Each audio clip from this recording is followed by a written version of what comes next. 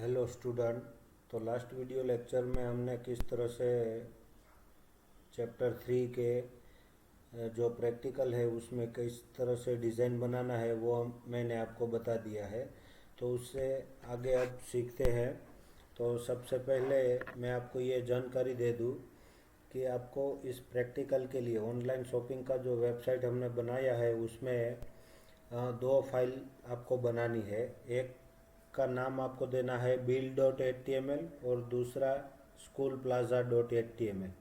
ये school plaza dot H T M L वाली file है वो आपको कंपोजर में बनानी है। फिर से एक बार आपको दिखा देता हूँ कि इस तरह से आपका आउटपुट ब्राउज़र के अंदर आपको दिखाई देगा। ठीक है। तो ये आपका 9 प्रोडक्ट है स्कूल प्लाजा। इसमें यहाँ पर पिक्चर नहीं दिख रहा है और यहाँ पे जो प्रोडक्ट रखी है मैंने उसमें भी पिक्चर सेट नहीं किया है। आप अपने हिसाब से पिक्चर कोई भी स्कूल बैग है यहाँ पर तो school bag pink bag girls pink bag 399 उसका रेट है। ऐड टू कार्ट एक चेक बॉक्स और क्वांटिटी में एक। इस तरह से आपको डिज़ाइन बनाने का मैंने लास्ट वीडियो लेक्चर में बोल दिया था। तो इस तरह से 9 प्रोडक्ट हमने रखे हैं। तो 9 प्रोडक्ट का डिज़ाइन इस तरह से बनाना है। मैंने फ़ोटो नहीं सेट किया है, आप फ़ोटो सेट करना चाहते हो तो कर सकते हो। ठीक है। यहाँ पर भी ऊपर जो स्कूल प्लाजा हेडिंग है उसके बाजू में जो ये स्क्वायर दिख रहा है उस स्क्वायर में भी आपको फ़ोटो ऐड कर देना है। जिस तरह से आपकी टेक्स्ट बुक के अंदर है उस टाइप का कोई भी फ़ोटो चलेगा। प्रोडक्ट के रिलेटेड अभी नहीं होगा तो भी चलेगा। रियल में जब आप बिज़नेस करते हो और ऑनलाइन बिज़नेस स्टार्ट करोगे तो प्रोडक्ट के हिसाब से फ़ोटो होनी चाहिए, उतना आपको ध्यान रखना है। अब आपको यहाँ पर मान लो कि मैं अभी प्रैक्टिकल करके ही बता देता हूँ कि मैंने ये परचेज करने के लिए इसको सिलेक्ट किया। फिर इसकी क्वांटिटी मुझे चाहिए 2, तो मैं अभी यहाँ पर 2 कर देता हूँ। फिर ये मुझे बॉयज़ स्कूल बैग चाहिए, उसकी एक क्वांटिटी चाहिए। टॉम एंड जेरी उसकी एक क्वांटिटी चाहिए। जितना मुझे परचेज करना है उतना ही ऐड टू कार्ट वाले चेक बॉक्स पर क्लिक करना है। अब मैं मान लो कि परचेज करना चाहता हूँ तो जितना प्रोडक्ट मैंने ये 3 सिलेक्ट किया है उसकी क्वांटिटी डाल दी है। अब मुझे नोटबुक्स चाहिए तो नोटबुक को भी मैं सिलेक्ट कर लेता हूँ। अब परचेज बटन पर क्लिक करूँगा। जैसे ही आप परचेज बटन पर क्लिक करोगे तो बिल अपने आप बन के आ जाएगा। जितना आपने सिलेक्ट किया होगा उसका रेट मल्टीप्लाई बाय क्वांटिटी के हिसाब से बिल आ जाएगा। तो ये हमारा बिल बन के तैयार हो गया। तो ये जो फाइल है ये फाइल आपकी bill.html वाली फाइल है। अगर आपको नहीं दिख रहा है तो यहाँ पर आप देखो एड्रेस बार के अंदर bill.html लास्ट में एड्रेस में लिखा है bill.html।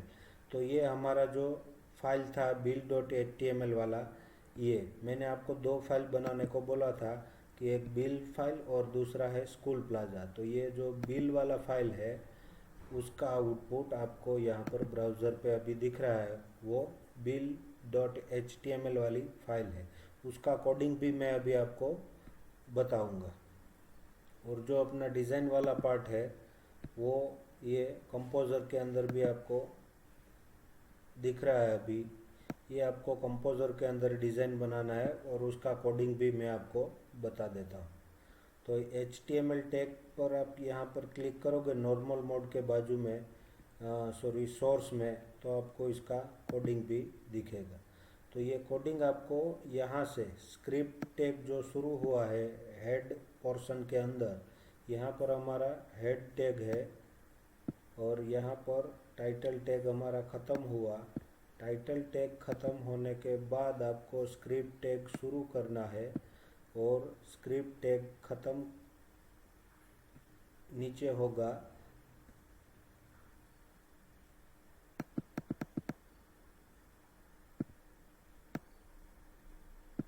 यहाँ पर स्क्रिप्ट टैग ख़त्म हो रहा है। तो इतना जो कोडिंग है ये मैं सिलेक्ट कर रहा हूँ स्क्रिप्ट टैग से लेके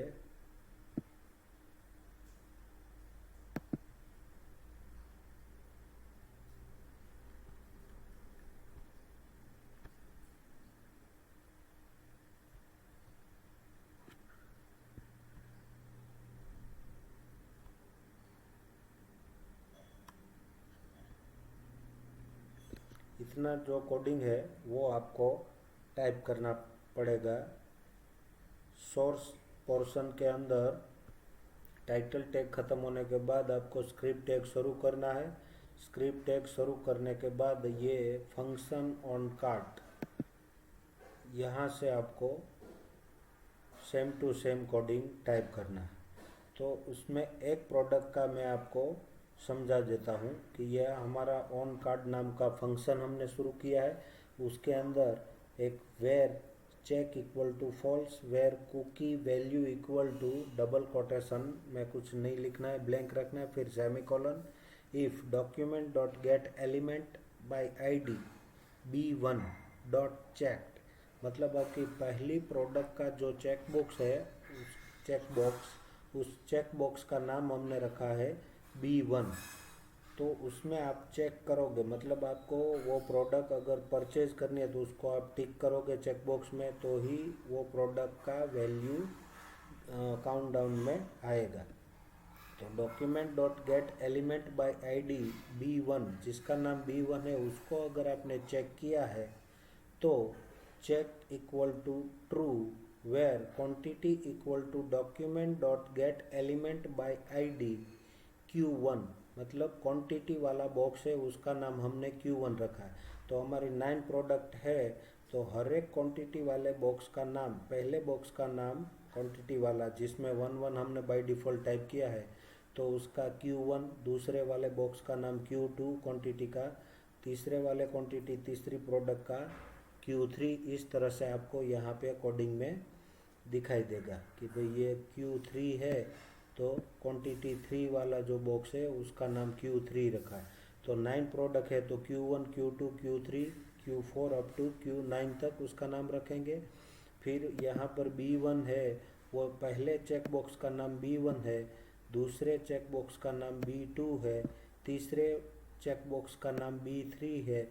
तो इस तरह से आपको पहली एक ही प्रोडक्ट का काम सीखना है, बाकी में सिर्फ नाम ही चेंज करना है और कॉपी पेस्ट कर देना है, तो आपका कोडिंग बन जाएगा। तो यहाँ पर इतना जो है वो पहले प्रोडक्ट का कोडिंग है। इतना टाइप करके बाकी 9 प्रोडक्ट के लिए आपको इतना 9 बार आपको कॉपी पेस्ट करके फिर उसका नाम चेंज कर देना है। नाम सिर्फ इतना ही चेंज करना है, चेक बॉक्स का नाम B1, B2, B3, B4, B5, B6, B7, B8 और B9। उस तरह से क्वांटिटी वाला जो बॉक्स है उसका नाम Q1, Q2, Q3, Q4, Q5, Q6, Q7, Q8 और Q9। ये दोनों का कोडिंग आपकी टेक्स्ट बुक के अंदर ऑलरेडी दिया हुआ है। तो अगर इसमें से आपको दिक्कत हो रही है तो आप टेक्स्ट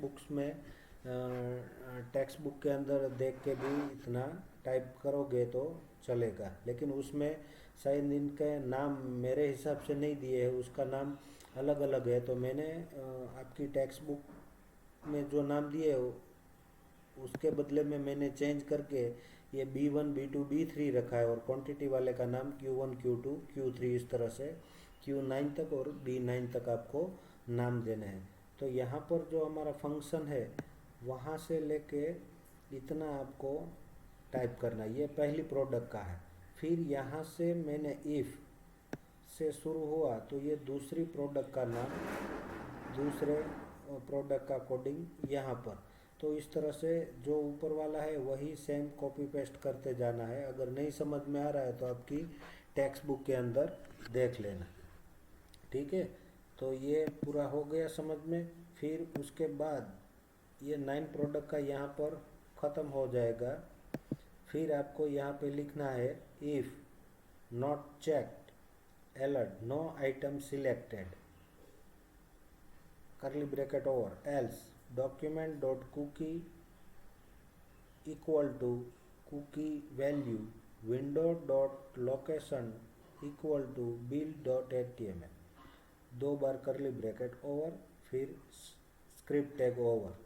अब इसका मतलब क्या होता है कि अगर मान लो कि कोई परचेज बटन पर क्लिक कर रहा है और उसने कोई भी प्रोडक्ट सिलेक्ट नहीं किया है तो उसके लिए यूज़र को ये मैसेज अलर्ट में आएगा कि नो आइटम सिलेक्टेड। तो इसका मैं प्रैक्टिकली आपको दिखा देता हूँ कि अपना जो प्रोडक्ट है उसमें ये अपन कोई भी आइटम सिलेक्ट नहीं कर रहे। ठीक है, ये मैंने कुछ भी सिलेक्ट नहीं किया है। अब मैं डायरेक्ट परचेज बटन पर क्लिक करता हूँ। अभी एक सिलेक्टेड है। ठीक है, अब कोई भी आइटम सिलेक्ट नहीं है मेरे। परचेज कुछ भी प्रोडक्ट में मैंने टिक मार्क नहीं किया है और मैं डायरेक्टली परचेज बटन पर क्लिक कर रहा हूँ, तो ये आएगा नो आइटम सिलेक्टेड। वो इसलिए आ रहा है क्योंकि यहाँ पर हमने कोडिंग में उसका प्रोग्रामिंग किया है। यहाँ पर if not check alert no item selected. ठीक है, तो इस तरह से अगर कोई भी बंदा अगर कुछ आइटम सिलेक्ट नहीं कर रहा है और डायरेक्टली परचेज बटन पर क्लिक करेगा तो उसको कंप्यूटर बताएगा कि भाई आपने कोई भी आइटम सिलेक्ट नहीं किया है, तो फर्स्ट ऑफ ऑल आप कोई भी आइटम सिलेक्ट करो, उसके बाद परचेज बटन पर क्लिक करो। ठीक है, तो यहाँ पर हमारा जो स्क्रिप्ट टैग ख़त्म हो रहा है, उसके बाद हेड टैग ख़त्म, फिर बॉडी टैग शुरू। और उसके जो नीचे वाला जो कोडिंग है वो तो आपने जो भी डिज़ाइन बनाया है, ये वाला डिज़ाइन, ये डिज़ाइन जैसे ही आप कंपोज़र में बनाते जाओगे तो ये कोडिंग अपने आप बन जाएगा। ये कुछ आपको देखने की ज़रूरत नहीं है कि भाई इतना ज़्यादा कोडिंग है क्या है एंड कैसे करेंगे। तो ये सारा कोडिंग है वो आपने जो डिज़ाइन बनाया है कंपोज़र में 9 प्रोडक्ट के लिए, तो वो उसका कोडिंग है। आपको सिर्फ इतना ही कोडिंग आपको ध्यान से देखना है और उसमें कोई भी गलती टाइपिंग में नहीं होनी चाहिए। यहाँ तक का आपका कोडिंग है वो इम्पोर्टेंट है। तो ये जो कोडिंग है वो आपकी किताब में ऑलरेडी टाइप करके दिया हुआ है। उसमें सिर्फ ये B1 B2 B3 और Q1 Q2 Q3 up to Q9 तक जो नाम है वो नाम और प्रोडक्ट के नाम वो सेम होने चाहिए। अगर किताब में अलग से नाम दिया है तो हर एक जगह पर उस तरह से ही नाम होने चाहिए। उतना ही आपको ध्यान में रखना है। और build.html वाली जो फाइल है उसका कोडिंग भी एक बार देख लेते हैं। ये हमारा build.html वाली फाइल है, उसका कोडिंग हम नोटपैड में डायरेक्ट ओपन करके मैं आपको दिखाता हूँ। तो ये नोटपैड में कोडिंग ओपन है। अब इस कोडिंग को आपको डायरेक्टली नोटपैड के अंदर टाइप करना है और उसका नाम देना है आपको build.html करके आपको फाइल बनानी है और उसको सेव करना है। नाम रखना है bill.html। ये कोडिंग भी आपकी टेक्स्ट बुक के अंदर दिया है। अगर कुछ एरर आ रही है तो आपको प्रोडक्ट का नाम और ये सब मैच करना है कि जो मैं प्रोडक्ट का नाम मैंने दिया है तो वही नाम आपने सभी जगह पर सेम रखा है। कैपिटल स्मॉल का कोई भी गलती नहीं होना चाहिए, वो आपको ध्यान में रखना है।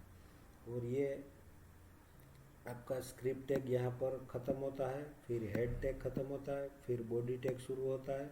तो बॉडी टैग के अंदर ऑन लोड माई फन ऐसा हमने एक फंक्शन बनाया था, तो उसका नाम यहाँ पर जैसे ही पेज लोड होगा तो ये फंक्शन अपने आप कॉल हो जाएगा।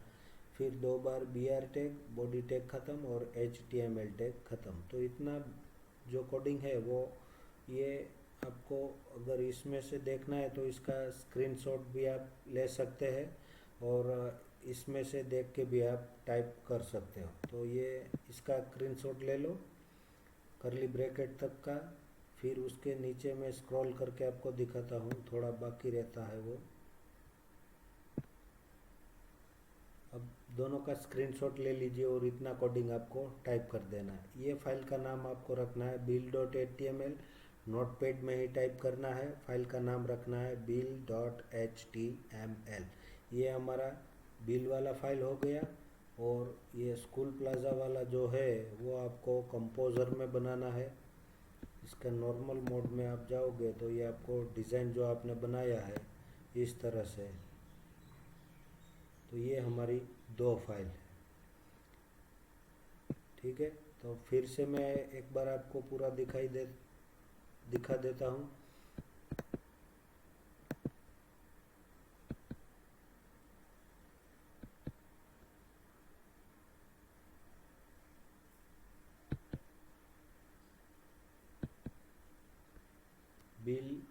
वाला फाइल है उसको आप डायरेक्टली जब कोडिंग टाइप हो जाए उसके बाद आप जब बनाओगे तो इस तरह से उसका आउटपुट आपको दिखाई देगा।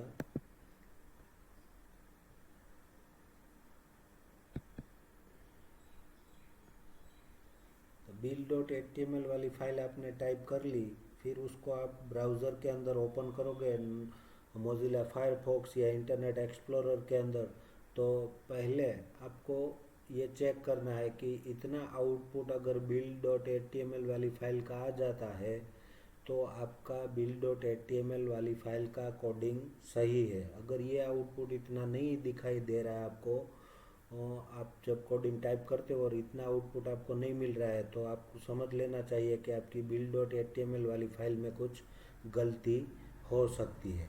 ठीक है, तो यहाँ पर हमारा थर्ड चैप्टर यहाँ पर ख़त्म हो रहा है। अगर आपको ये आउटपुट नहीं आ रहा है, कुछ एरर आ रही है, तो आप मुझे व्हाट्सअप नंबर पर मैसेज भेज सकते हैं या फिर स्क्रीनशॉट भी सेंड कर सकते हो। तो मैं आपको व्हाट्सअप में भी गाइड करूँगा। मेरा व्हाट्सअप नंबर है 9925794386। Thank you student.